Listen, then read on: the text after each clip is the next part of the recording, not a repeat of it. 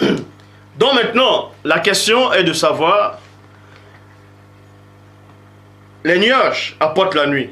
Dans les nuages s'assombrissent et ça apporte la nuit et il fait nuit. Mais le jour, il n'y a pas de nuages. Il fait quand même nuit. C'est quoi ce phénomène? On va expliquer toutes ces choses-là. Dans Psaume 104, verset 20, Bible des peuples, il dit, tu amènes les ténèbres et c'est la nuit. Tu amènes les ténèbres et c'est la nuit. 2 points. Les bêtes de la forêt font commencer les rondes. Bible du semeur, tu fais descendre les ténèbres et c'est la nuit. Tu fais descendre les ténèbres et c'est la nuit. Mais là, nullement, on parle du soleil.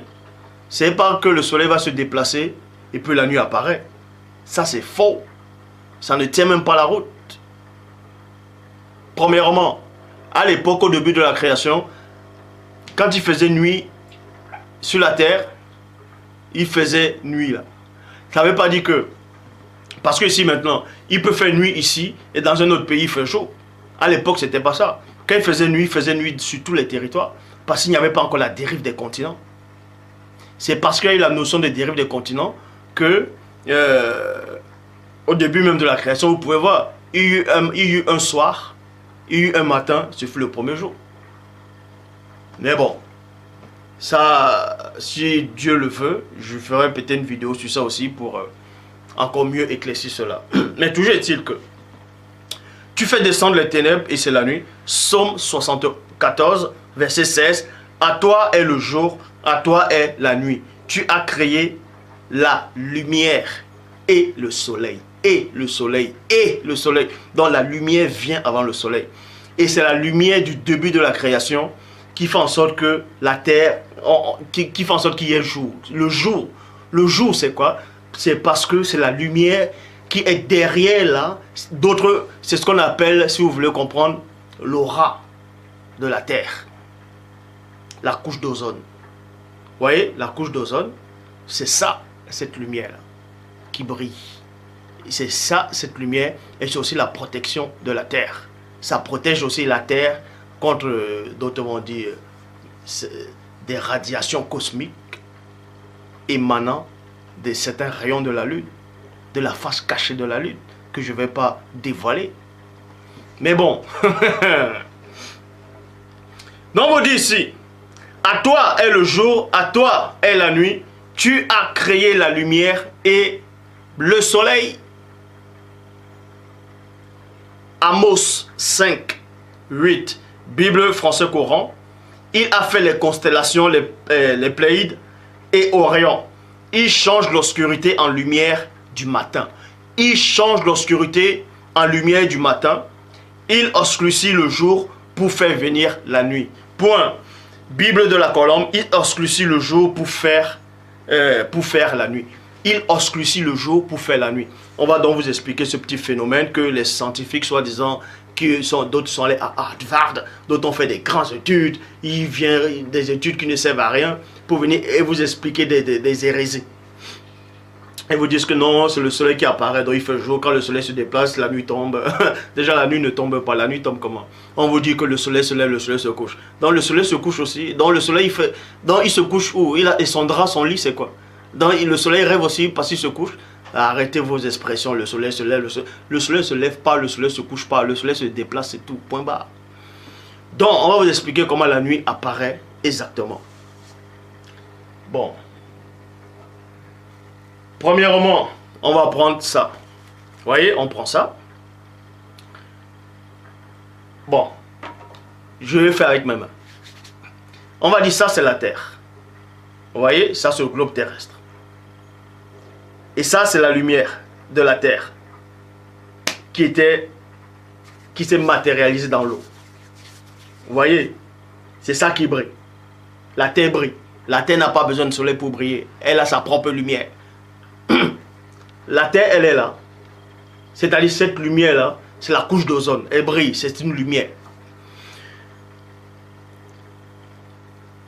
Maintenant, pour que la nuit puisse apparaître, les nuages sont là pour régler cela aussi. C'est-à-dire les nuages s'ensombrissent, C'est pour ça que vous voyez souvent vers l'après-midi, quand vous voyez le matin, l'après-midi, vers la soirée, les nuages changent de couleur. Parce que c'est en train de changer, vous voyez. Ça change de couleur, les nuages s'assombrissent, et puis la nuit commence à apparaître. Maintenant, parce que les nuages sont là, les nuages font en sorte que la nuit puisse apparaître aussi. Mais à la nuit étoilée, on voit bien les étoiles, mais on ne voit plus de nuages. Comment si c'est les nuages seuls qui font en sorte qu'il y ait la nuit, mais comment se fait-il qu'on arrive à voir les étoiles la nuit alors? Dans ce cas, sinon, les nuages là vont couvrir, vont voiler les étoiles pour qu'on ne voie pas les étoiles. Mais on va vous expliquer ces choses-là. En réalité, c'est cette lumière-là du début, cette couche d'ozone, cette lumière du début de la création, en tout cas, la lumière-là qui s'est imprégnée dans l'eau primitive, c'est cette lumière-là qui commence à s'assombrir. C'est pour ça qu'il est dit ici, il oscurcit le jour. Il oscurcit le jour et fait la nuit. C'est cette lumière du début de la création qui s'assombrit, vous voyez? Et quand ça s'assombrit, ça frappe d'abord, c'est-à-dire ce qui absorbe la noirceur de cette lumière quand elle s'assombrit, ce sont les nuages. C'est les nuages qui prennent cela. Les nuages, c'est comme un miroir. Ça reflète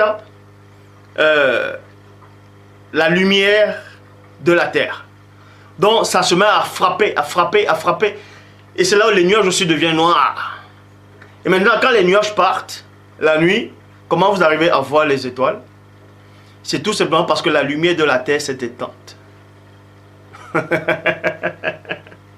Bon, pas qu'elle s'est éteinte. C'est comme une veilleuse. Elle baisse la veilleuse. On règle, on règle, on règle.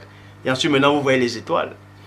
Maintenant, ça se passait dans tout le globe terrestre avant le grand cataclysme, c'est-à-dire avant la dérive. Avant la grande dérive des fragments des continents. Maintenant, comment se fait-il alors que ici il fait jour et là-bas il fait nuit? Parce que quand il y a eu la dérive des fragments des continents, les rochers sont allés à gauche, à droite, un peu partout. La terre, elle s'est divisée en petits fragments, mais le plus gros fragment est resté à la place initiale, c'est l'Afrique, ce continent Afrique. Et ça s'appelle même pas Afrique, c'est Wassé. C'est Wassé, la terre. Ça, c'est le vrai nom de l'Afrique, du continent, c'est Wassé. Donc, et qu'on ne vous mente pas, c'est le plus gros continent, c'est le seul continent. Comme je dis, d'autres vont dire qu'il y a plusieurs continents. Il y a le continent asiatique, il y a le continent européen, il y a le continent d'Amérique, le continent Océanie, bref, ainsi de suite. Mais si vous voulez réellement comprendre, l'Amérique,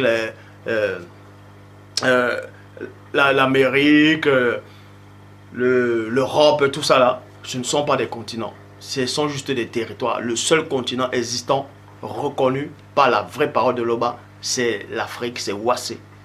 Les autres endroits, là, l'Europe, tout ça, ce sont les fragments du continent. Les fragments du continent. Et le plus grand territoire, c'est l'Afrique. C'est Wassé. Et ça, ils le savent.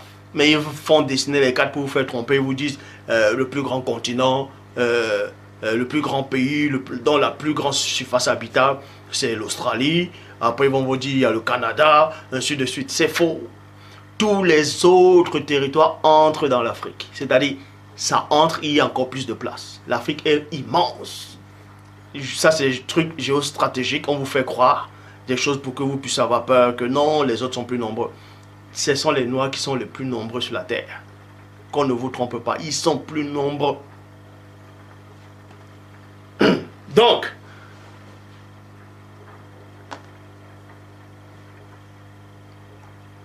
les nuages s'ensombrissent. Vous voyez? Parce que ça reflète, ça absorbe la lumière qui est au-dessus d'elle. C'est pour ça que ça s'assombrit. Quand la lumière qui est au-dessus d'elle s'assombrit, les nuages aussi, ça s'assombrit aussi, ça reflète. Puisque les nuages sont faits aussi à base de cette lumière, c'est-à-dire à base de cette eau-là. Donc ça s'assombrit aussi. Et quand c'est vraiment bien sombre, les nuages sont déjà bien sombres aussi. C'est là les nuages maintenant partent. Et c'est toujours la nuit, puisque c'est cette lumière-là qui, c'est pas que ça s'est éteint, c'est cette lumière-là qui a baissé de densité. Et maintenant, quand ça baisse de densité, c'est la couche d'ozone-là qui prend maintenant aussi, qui devient comme un miroir. C'est pas que la couche d'ozone s'ouvre comme ça et puis on voit l'univers, non. Sinon, si la couche d'ozone s'ouvre et puis vous voyez l'univers, vous allez tout flotter et vous allez monter directement. Puisque l'abstraction va vous attirer. Mais sauf que, on va vous expliquer ces choses, c'est comme vous êtes chez vous. Vous voyez? Vous ouvrez les stores à la maison ou bien les rideaux. Vous ouvrez peut-être la fenêtre, les stores, et il y a la vitre. Voilà. Et la lumière qui est derrière, hors de la vitre, ça frappe et ça entre. Et vous voyez le dehors. Ça ne veut pas dire que vous avez cassé le miroir. Non, mais non, que vous avez cassé votre vitre pour voir le dehors. Et la couche d'ozone, c'est pareil avec les nuages, c'est pareil. Donc la nuit apparaît parce que les nuages absorbent la lumière qui est derrière elle. Quand la lumière s'ensombrit, les nuages s'assombrissent aussi. Et ça se repend, ça se repend, ça se repend, et ça devient la nuit. Et après maintenant, les nuages commencent à se dissiper. Et là, vous voyez maintenant les étoiles de loin, vous voyez l'univers. Vous voyez une petite particule de l'obscurité. Tandis que dans un autre pays actuel, il fait jour. Il fait jour maintenant, pourquoi là-bas? Alors qu'avant, quand il faisait jour sur toute la terre. Quand il faisait nuit sur toute la terre. Tout simplement parce que c'était un seul bloc. C'était un seul bloc.